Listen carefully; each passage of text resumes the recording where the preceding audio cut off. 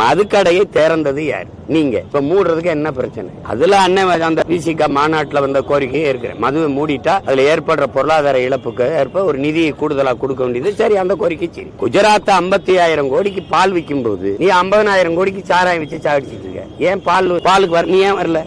அவனோட குஜராத்தோட அமுல் இங்க விக்குதா இல்லையா? ஏன் கேள்வி கேட்ட தம்பிங்க, குஜராத்தோட அமுல் இங்க விக்குதா இல்லையா? உன்னோட ஆவின் வெளியில போகுதா? இங்க வருது. உனக்கு பால் எங்க இருந்து வருது? ஆந்திரா. தமிழ்நாட்டுல ஒரு லிட்டர் பால் எவ்வளவு விக்கணும்ங்கிறது முடிவு, என்ன விலைக்கு விக்கணும்ங்கிற முடிவை யார் எடுக்கிறா? ஆந்திர முதலாளி.